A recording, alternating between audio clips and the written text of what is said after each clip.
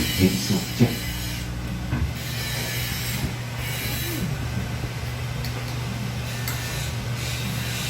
Maging walang buwak sa inyo ang pagbibiganti. Huwag kayong gaganti. Good morning mga kapatid. Talagang parang kailangan na natin bumili ng ampli sa round. Kahit yung mumurahin lang, basta may ampling maayos. Wala eh. Nakaka-nervous yung ampli natin. Bigla lang tumutunog na gano'n. So mga kapatid, nasa mga huling araw tayo na sinusubukan ng Diyos yung pananampalataya natin. You have to prove yun ang sinasabi ko. You have to prove yourself if you are worthy of your calling. Ipuprove mo sa sarili mo na ikaw ba ay tunay na anak ng Diyos. Ang mga anak ng Diyos is led by the Holy Spirit of the Lord. So tignan mo, ikaw ba ay nakikinig sa sinasabi ng Espiritu Santo sa iyo? O yung gusto mo? Kasi nasa huling panahon tayo. Katulad ni Hezekiah nun eh. Tumigas ang ulo niya eh. Ang ginawa ng Diyos, pinabayaan siya para malaman kung ano nasa puso niya. Karoon siya ng bukol. Maaring cancer yon, bukol eh. Tapos sabi ni Isaiah sa kanya, mamamatay ka na. Sabi niya, ipag-pray mo ko sa Panginoon. Nagsisi si Hezekiah. Mga huling sandali ng buhay niya. Binigay pa siya ng 15 years na addendum o dagdag sa buhay niya. Na ito na nga ang mga huling panahon eh. Na kailangan, marami kasing tatalikod sa pananampalataya. Maraming manlalamig ang pananampalataya. Kaya check yourself eh. You're on your own para tayo si Hezekiah ngayon eh. Para malaman, ano ba nasa puso mo? Talaga bang tunay na Kristiyano ka? Kasi ang banal, magpapakabanal-banal. Kasi kahit ano sabihin mo sa tao, kahit anong preaching ko sa inyo, kung ayaw mo magpakabanal, wala akong magagawa eh. So nasa yung decision making, ito ba'y sa sariling kalooban mo na magpapakabanal-banal ka? O nagkukunwari ka pa hanggang ngayon? Kaya ito na yung testing. Ang nagiging testing ko nga dito, yung sa zoom up eh. Yung kanyang mga umaatin sa zoom up eh, sinasabihan ng Diyos na mag-worship kayo dito physically sa Paladin. Yun yung, nandun ang problem eh. Nandun eh. Yan ba sabi ng Diyos sa'yo? Kasi napaka-importante nung pagsunod sa kalooban ng Diyos. Kasi mayroong mga great faith na tinatawag na yung sinabi ng Diyos sa kanila, ginanap nila talaga. Katulad ni Pablo, mayroong sa sinasabi sa Philippians 4:30 ng ganito.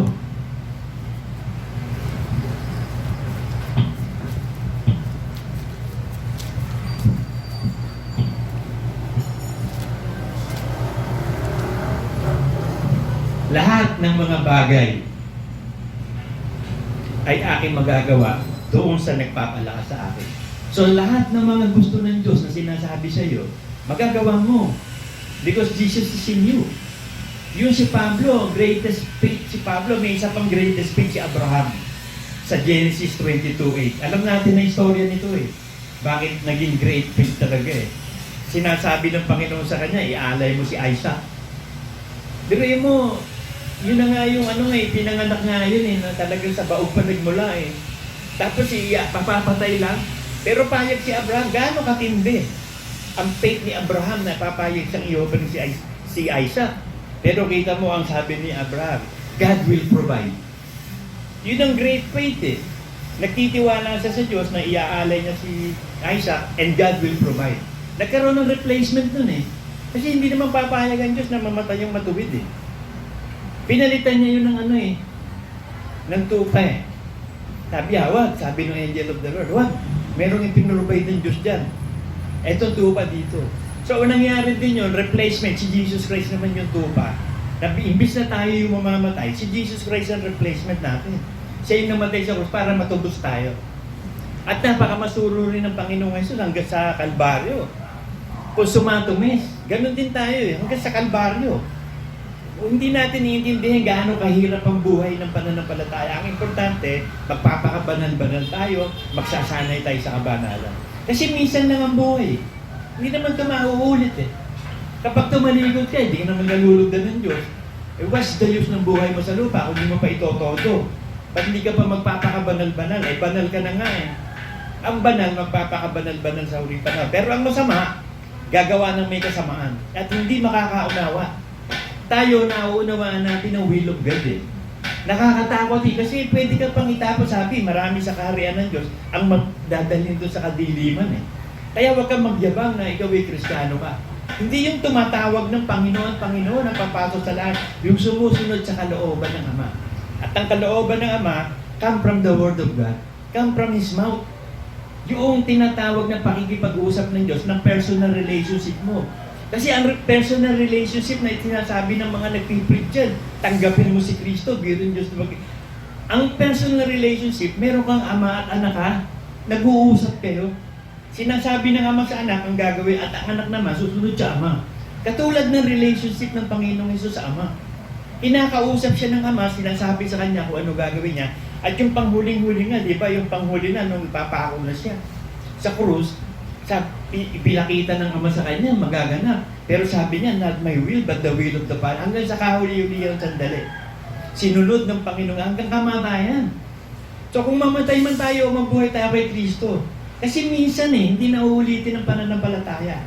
Pag na-miss mo na to, wala na. Wala na susunod na buhay. Isa lang ang buhay, isa lang ang pag-asa. Minsan lang lahat ito.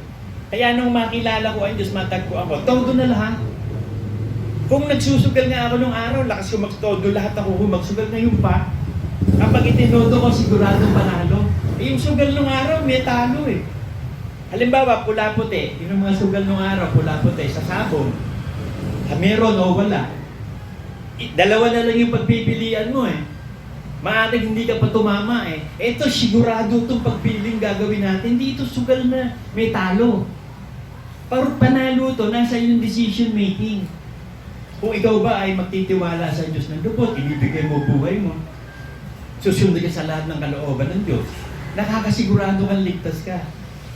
So yung sugal ng buhay na to, siguradong panalo ginawa natin. Tumaya tayo doon sa mananalo, sa llamado, sa siguradong panalo, sa Panginoon. Na yung mga salitang itinatanim ng Diyos, yun ang makakapagligtas kasi sa atin eh. So natatanim ba? Na ilalagay ba sa kaluluwa mo? Nabago na ba yung isip mo? Damdamin mo, kalooban mo? Tunay ka na bang sumasampalataya? Isisatin ng bawat isa ang kanyang sarili. Sabi sa Galatia.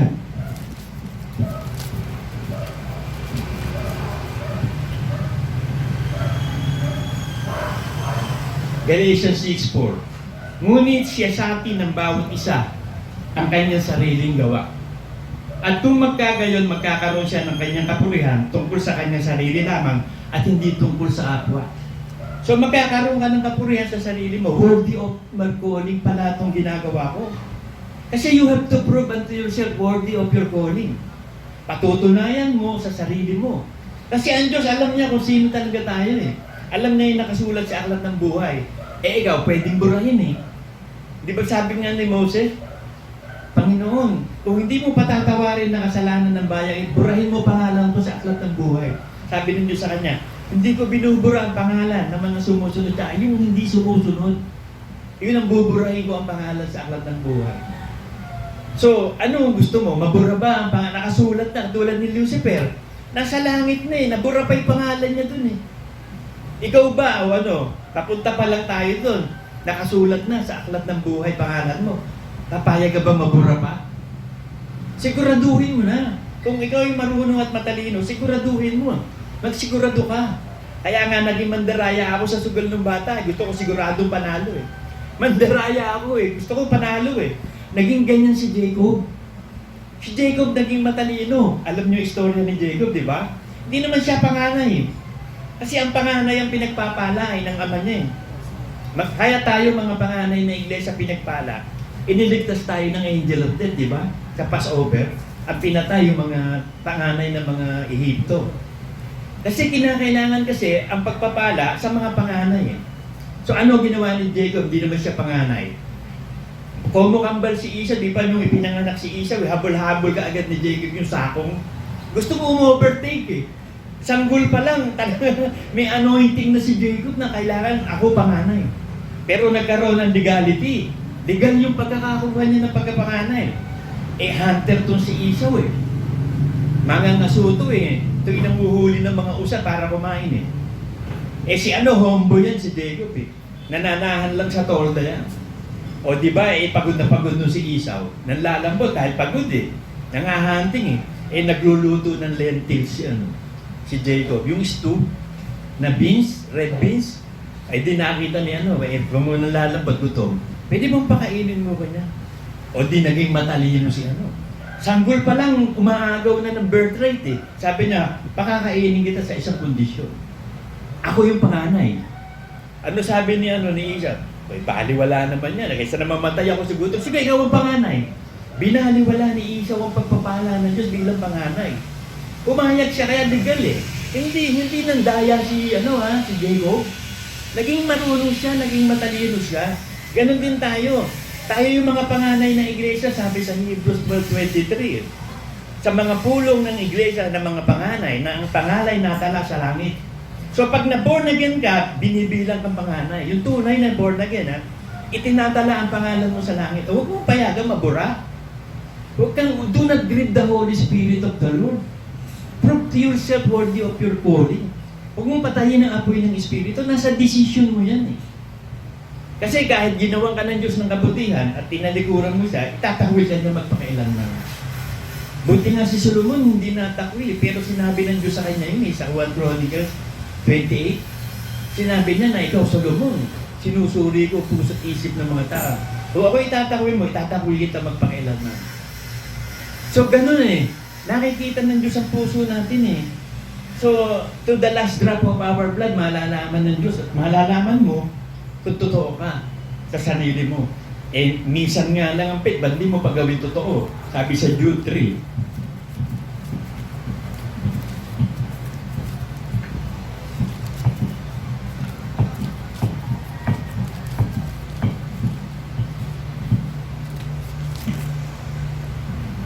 Mga minamahal, samantalang ako'y totoong masikap na nagsusulat sa inyo tungkol sa kaligtasan natin lahat, napilitan akong sumulat sa inyo na inaaralan kayong makipaglabang masikap dahil sa pananampalataya na ibinigay na misa at makailanman sa mga banal. So ang may tunay na pananampalataya lang, yung mga banal, yung mga anak ng Diyos, yan ang mga banal. So minsan lang yung makipaglabang kang masikap. Ang ibig sabihin, lumabang kang mabuti. Tignan mo, baka mamaya yung sinasabi ng Diyos sa'yo, hindi mo ginagawa. Yung sinasabi ni Satanas ang ginagawa mo. Dapat, let not my will, but the will of the Father who sent me. Hindi ang kalooban ko, Diyos ang kalooban ng Diyos.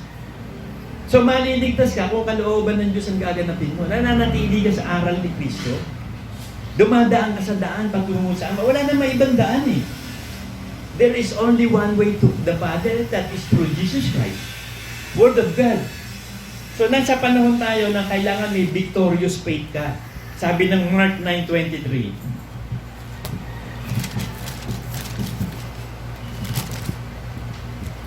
At sinabi sa kanya ni Jesus, kung kaya mo, ang lahat ng bagay ay may pangyayari sa kanya na sumasampalataya. So kung payag kang gawin yun, magagawa mo. Ang gawin mo lang, gawin mo. Napapanood niyo sa TV yung mga successful businessman, yung nagmula sila from rags to riches, ano sinasabi? Basta magtiwala ka lang sa Diyos, yung pangarap mo, ituloy mo lang, magsumikap ka, magpakat-determinado ka. Yumaman sila milyonaryo from rags to riches, pero pupunta pa sila sa langit. Yun ang matanong eh. Ikaw kahit mahirap ka pa rin, tulad ni Lazaro, hindi naman from rags to riches si Lazaro, from rags to rags siya. Yung riches niya, yung langit eh. Diba? Nanginginain lang siya kasama ng aso. Pero dinalang ng Diyos siya doon sa langit. Pagkat pananampalataya ay totoong pananampalataya. Hindi naman kailangan yumaman tayo dito sa mundong ito eh. Yumaman tayo sa pananampalataya, sabi eh. Tinawag tayo ng Diyos para maging mayaman sa pananampalataya. So prove to yourself na ang pananampalatayang minsan ibinigay sa iyo, ipuprove mo totoo ka. Madali lang naman eh, magpakatotoo ka. Sabihin mo sa sarili mo na talagang magdidesisyon ka sa kalooban mo, sa sarili mong kalooban na ako'y tunay na mananampalataya. Panginoon, tulungan mo. Palakasin mo yung faith ko. Kailangan ng Diyos na palakasin ang faith natin. Kasi patapos na eh. Wala nang susunod ng generation, ano? Ito na yung last generation. Kaya nga sinubukan na ang buong mundo eh. Sinusubukan na ang faith natin eh. Sino sa atin ang makakapasa? At sino sa kanila na sa buong mundo na mga anak ng Diyos na nandun pa? Pagkatapos niyan, sa millennium period, uubusin na lahat talaga yung mga ligtas. Sila yung huling-huling ra-rapturein sa millennium period. Kasi may mga titira pa eh. Kailangan i-preach ang gospel to all the world. Magkakaroon ng unfair ang Diyos eh. Magkakaroon ng injustice ang Diyos pag hindi na i-preach sa buong mundo. Kaya ang huling-huli na, yung mga savages na eh. Yung mga tribo sa Amazon jungle, yung mga tribo sa Africa na hindi naaabot ng word of God yun.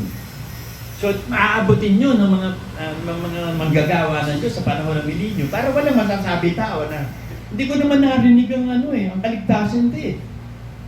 Ipinagawa ng Ama sa pamamagitan ni Kristo yan. So, wala kang pwedeng sabihin. Binigyan ng Diyos lahat ng katarungan, lahat ng tao. At ang katarungan niya, yung free will mo. Binigyan ka ng free will. Para magdesisyon ka, ikaw ba'y magpapakatotoo o hindi ka magpapakatotoo. Susunod ka ba o hindi ka susunod? Papasok ka ba dun sa pintuan ng makipot? Dadaan ka ba sa makitid na daan? O ayaw mo? Minsan lang to eh. Isa lang ang pag-asa. Minsan lang sabi sa Ephesians 4. Sana ako meron second chance eh. No? Sana ako meron second love eh. First love lang eh. Isa lang ang pag-asa. One chance of a lifetime lang. May isang katawan at isang espiritu gaya ng pagkatawag sa inyo sa isang pag-asa ng pagkatawag sa inyo. So isa lang ang pag-asa eh. Kaya namamanhik naman ako sa inyo na bilanggo sa Panginoon na kayo magsilakan ng nararapat sa pagkatawag na sa inyo itinawag. Prove unto yourself worthy of your calling. Tinawag ka eh. Hinirang ka. Ibinigay sa iyo Espiritu Santo. Tinuruan ka ng Espiritu Santo. Nakalasap ka ng lahat ng karunungan ng Diyos. Lahat ng kaloob ng Diyos. Alam mo yung darating pa sa future event. Tapos tumalikod ka pa, para kang si Lucifer, nasa langit na, kasama ka na ng Diyos. Pagkatapos lumaban ka pa doon sa gumawa sa iyo, o di ibinaksa ka ngayon dito sa lupa, ipoposes mo ngayon ng Antichrist. O doon na ngayon magaganap lahat ng senaryo ng mga huling araw. So nandun na tayo doon sa magra-rapture na eh. Ihahanda na tayo eh. Inihahanda na ng Panginoong Yesus yung titira natin sa langit, yung kwarto natin doon. Pag naipaghanda na tayo, bababa siya. O pagbaba niya, dadalhin tayo doon. Dadaan ng 7 years of tribulation period. Pagkatapos ng 7 years of tribulation, bababa na tayo lahat. Maghahari na tayo ng 1,000 taon. Pagkatapos maghahari ng 1,000 taon, palalabas niya si Satanás. Kasi ikukulong siya sa bottomless pit eh. Pag inilabas yun na yung last battle ni Satan sa Diyos, Battle of Armageddon, huling-huling giyera. Pagkatapos nun, magkakaroon na ng last judgment. Pag nagkaroon ng last judgment, gagawa ng impyerno. Tapos, susunugin ng Diyos. Ang buong galaxy, ang buong universe, papalitan ng bago. Sisimulan niya yung eternity. Bababa yung New Jerusalem. Gagawa ng bagong langit, mga bagong langit, bagong lupa. Bababa ngayon siya. Forever and ever na tayo. No end. Forever and ever na tayo kasama ng Diyos. So yun ang history ng Diyos, yun ang paraan ng Diyos. Kung may iba kang nalalaman, mali yung nalalaman mo. Sabi ng mga apostol, kung dumating sa inyo ang isang anghel na nagsasabi ng ibang ebanghelyo na naipahayag namin, itakwil nyo. Ngayon, ang daming lumalabas na kung ano-ano. Para mga false teachers, ginugulo. Nanggugulo sila, bakit? Patapos na eh. Pag patapos na, nandun na yung gulo. Ikaw ngayon, magpapakatatag ka, magpapakatibay ka. Kung ano ang kalooban ng Diyos sa langit, kalooban dito sa lupa. Kaya nga, binigyan tayo ng Diyos ng pananampalatayang once and forever. Minsan yun, genuine yun. Kapag ikaw nabigyan ka ng pananampalatayang totoo, hindi ka tatalikod na. Totoo yun eh. Naiintindihan mo yun eh. Kaya yung mga tumatalikod na totoo pa na, wala nang pag-asa yun. Hindi na pwedeng makapagsisi yun. Yung totoo kang sumampalataya, binigyan ka ng pagkat, tapos tumalikod ka pa. Para ka si Lucifer. Kaya yung millennium period nga eh, nandun yung free will ng tao eh, ilaalisin si Satanas eh. Kasi si Satanas ang nanggugulo eh. Siya yung nanunukso eh, aalisin yung manunukso. Eh di sarili mo ngayon yan. Ikaw ang pipili talaga niyan. Kaya nga malaya ka. Mapapractice talaga yung free will doon sa millennium. Ikaw talaga pipili. Tapos kasama mo Panginoong Yesus eh, hindi ka pa rin susunod. Ganun nga eh, katulad ni Lucifer, kasama mo na nga, hindi ka pa susunod. Tayo, kasama lang natin siya sa pamamagitan ng pananampalataya. Ang Espiritu Santo binigay sa atin At yung unti-unting pagpapabanla sa atin, yung bawat salita ng Diyos na itinuturo sa atin, nakikipaglaban tayo masikap, sinusunod natin yun. Ngayon, ikaw, handa ka bang sumunod talaga ng sumunod hanggang sa matapos ng labanan to? Kasi walang tigil ang baptismo fire eh.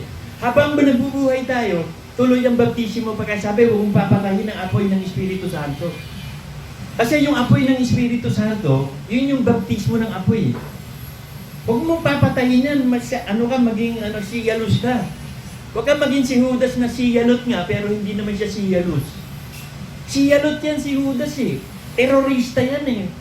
At hindi nyo napansin lahat ng kasama ng Panginoong Jesus, puro masasama talaga. Si Magdalene.